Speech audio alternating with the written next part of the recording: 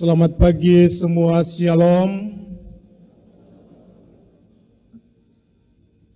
Pertama, kalau lihat dalam perarakan tadi, bahkan sampai sekarang dan dalam perayaan ini, saya tidak memakai tongkat. Karena dalam tradisi gereja, tongkat itu adalah tongkat kegembalaan seorang uskup di keuskupannya. Jadi kalau sampai saat ini Keuskupan Timika belum memiliki uskup baru, maka otomatis saya dalam perayaan seperti ini tidak bisa memakai tongkat kegembalaan karena saya bukan uskup Keuskupan Timika. Hari ini ketika saya berada di sini, saya mengajak kita sekalian untuk tundukkan kepala sejenak, mengenang dan mendoakan almarhum Monsinyur John Saklil, yang juga adalah paman atau bapak saya dari sisi keluarga bapak. Karena itu mari kita tunduk sejenak untuk mendoakan beliau.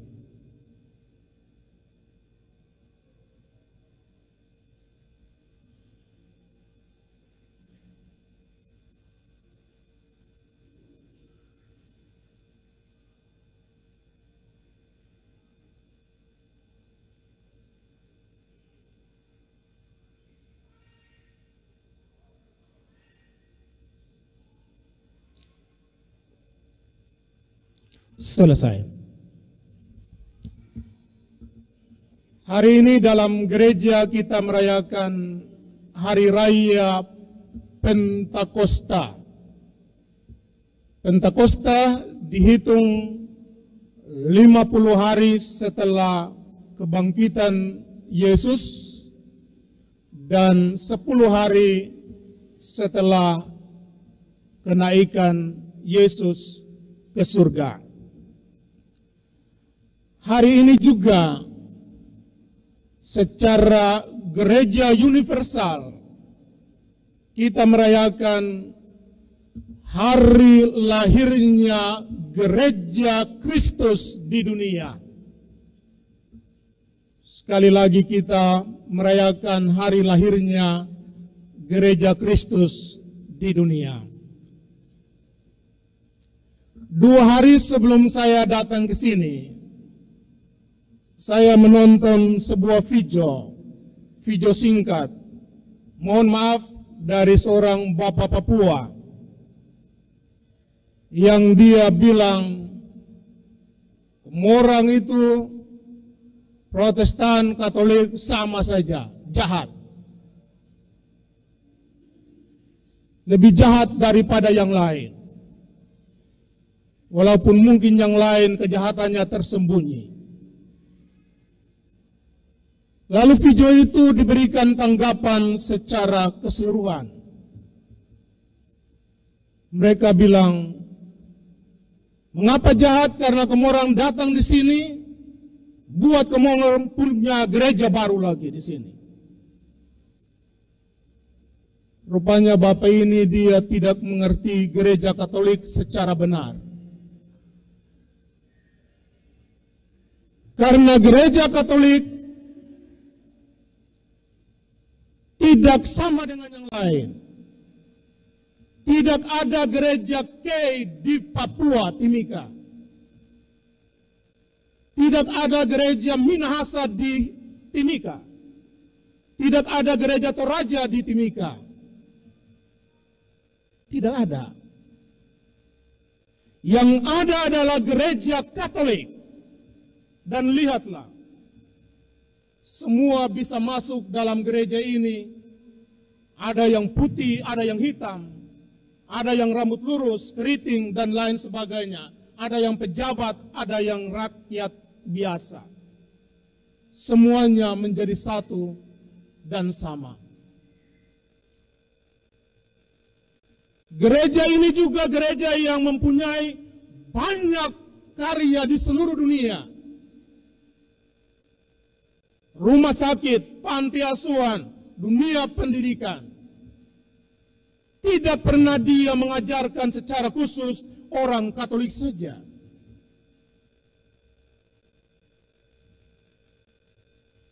Tahun lalu saya di Kota Tual meresmikan Kolese Matias. Di situ kita gereja Katolik ada 3 SD. SD Matias 1, 2, 3. Ketika pelajaran mau tahun ajaran baru, ada guru-guru yang bertanya kepada saya. Tolong tanya kepada Bapak Uskup, apakah kami siswa-siswi Muslim bisa pakai kerudung jilbab di sekolah ini? Saya bilang, silakan pakai. Karena kau pakai apapun aksesorismu tidak pernah mampu untuk merubuhkan Yesus yang ada di dalam hati saya sebagai orang Katolik. Dan sekolah itu 99% siswanya adalah Muslim. Maka saya katakan, sekolah itu adalah sumbangan gereja Katolik bagi saudara Muslim. Kemarin saya di Pulau Buru. Dan saya meletakkan batu pertama untuk pendirian SMP Kolese Petrus Canisius. Saya katakan, sekolah ini didirikan oleh gereja Katolik. Tetapi, jangan pernah ada seorang anak pun di sini dipaksa untuk menjadi Katolik atau dibaptis secara Katolik. Kalau sekolah ini mampu untuk menjadikan seorang Muslim menjadi Muslim yang baik, maka Anda berhasil. Kalau sekolah ini mampu menjadikan seorang Protestan menjadi Protestan yang setia, Anda berhasil. Gereja Katolik sangat terbuka. Dan inilah yang sebenarnya kita rayakan ketika kita merayakan Hari Raya Pentakosta. Hari di mana Roh Kudus membuka mata, membuka hati setiap orang untuk merasakan bahwa Tuhan ada untuk semua orang. Karena itu gereja Kristus seperti dalam Matius 16 ayat 18. Dan engkau Petrus di atas batu karang ini, aku akan mendirikan gerejaku. Dan hari ini, ketika Roh Kudus turun atas para rasul, gereja didaulat sebagai lahir pada hari ini. Karena itu ketika Anda bertanya, kapan gereja Katolik lahir? Ya, dia lahir pada hari ini. Dan kalau kita menghitung sampai tahun 33 Masehi, di mana Yesus mati, maka gereja hari ini berumur 1990. Selamat ulang tahun gereja Katolik. Karena gereja ini didirikan oleh Yesus untuk semuanya. Sempakai didirikan untuk suku Minahasa saja, Tei saja, Tanimbar saja, Toraja saja, Papua saja, tidak ada itu. Gereja Katolik sangat jelas. Dan siapa yang mendirikan gereja ini? Didirikan oleh Yesus sendiri. Tidak ada gereja Katolik yang didirikan oleh Paus ini, atau Pastor Amandus, Pastor Brian. Tak ada itu. Maka kalau ingin menjadi anggota gereja, Scott Hahn pernah mengatakan, kalau ingin menjadi anggota gereja, jadilah anggota gereja yang paling dibenci di dunia ini. Dan lihatlah, gereja yang paling dibenci itu adalah gereja Katolik. Karena dia mempertahankan kebenaran, dia tidak mengizinkan aborsi, dia tidak mengizinkan perkawinan sejenis. Karena itulah dia dibenci oleh dunia. Jangan jadi anggota cari gereja yang didirikan oleh manusia atas nama Yesus. Tak boleh itu. Karena itu gereja ini punya ciri sangat jelas. Gereja yang satu, karena memang semua suku bisa masuk di situ. Kalau liturgi hari ini dirayakan sama, kau pergi ke Afrika, Amerika, Eropa, dimanapun, tetap liturginya sama. Yang beda hanya bahasanya saja. Sama. Karena itu dia dikatakan sebagai gereja yang satu. Gereja yang satu kudus. Bukan berarti karena kita semua kudus, tetapi kita adalah orang berdosa yang dipanggil kepada kekudusan. Yang kudus itu hanya Tuhan sendiri. Pendirinya adalah kudus. Gereja yang Katolik, karena dia terbuka untuk seluruh umat, segala suku, bangsa boleh datang menjadi anggota gereja ini. Lihatlah, lihat. Tidak ada yang pegawai pejabat datang duduk depan, yang lain duduk di belakang. Yang putih duduk di sana, yang hitam duduk sebelahnya. Tidak ada. Semua duduk sama-sama. Karena itu mengapa kita disebut sebagai gereja Katolik. Gereja yang apostolik. Karena garis lurus itu sangat jelas dari Petrus. Dan engkau Petrus di atas batu karang ini, aku akan mendirikan gerejaku dan Allah maut tidak akan menguasainya. Petrus didaulat sebagai paus yang pertama. Dan dia warisan sangat jelas sampai paus yang sekarang. Karena itu kalau ingin mencari gereja Kristus, sangat nampak di dalam gereja Katolik. Kalau yang lain silakan tanya kepada mereka. Saya juga tidak tahu. Dan inilah yang disebut sebagai gereja Kristus di dunia. Apalagi ketika dirayakan Ekaristi Kudus. Scott Hahn bilang, Ekaristi Kudus adalah perjamuan surgawi yang diadakan di dunia. Dan Anda hanya bisa temukan ketika masuk dalam gereja Katolik ketika Ekaristi Kudus dirayakan. Saya selalu katakan, memang menjadi Katolik belum menjamin Anda masuk surga, tapi setidak-tidaknya Anda berada di jalan lurus menuju ke sana. Kalau ada di kapal induk, kau lihat itu orang Ambon bilang kole-kole, sampan yang berlayar di pinggir kapal induk dengan musik dan lain sebagainya, kau lompat turun ke situ lagi. Kau tidak akan sampai di pelabuhan tujuan. Di tengah laut nanti buaya makan kau itu. Karena itu ini katekes sedikit tentang gereja Kristus di dunia.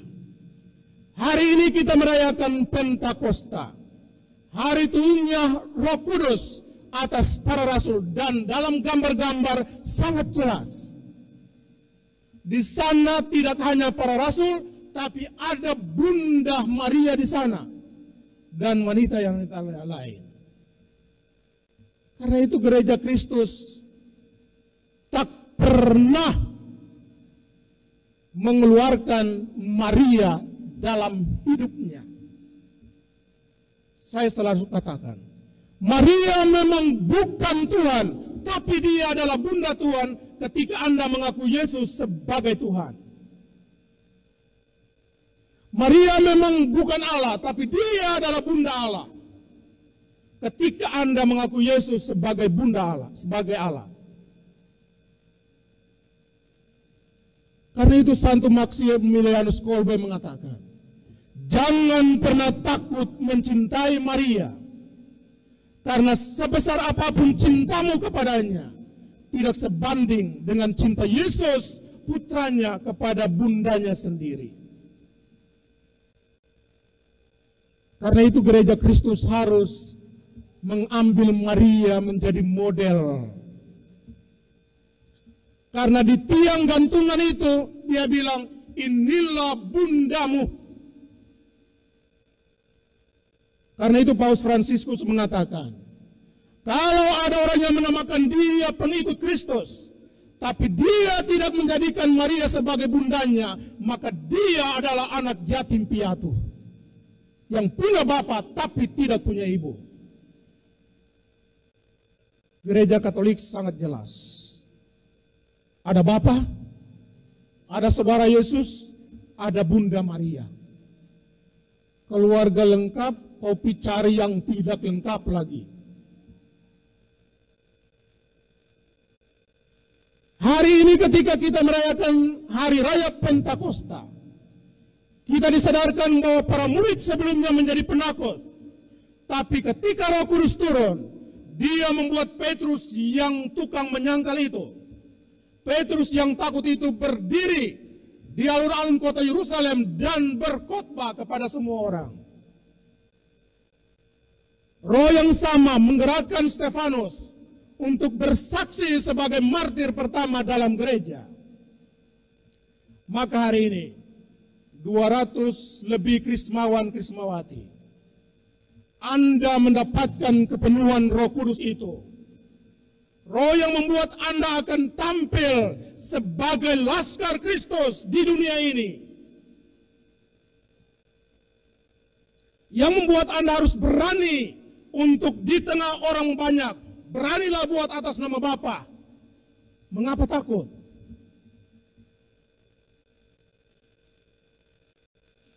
Roh yang akan membuat Anda berani berdiri di depan patung Gua Bunda Maria untuk berdoa, salam Maria penuh rahmat Tuhan sertamu.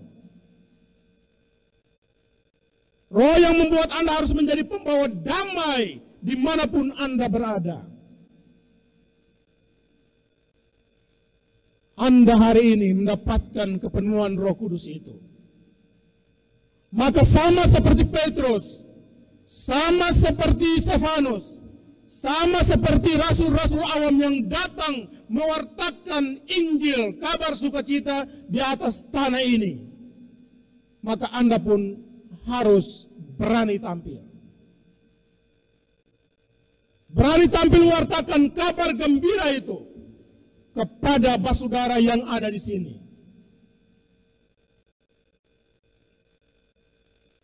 Kadang kita melihat miris.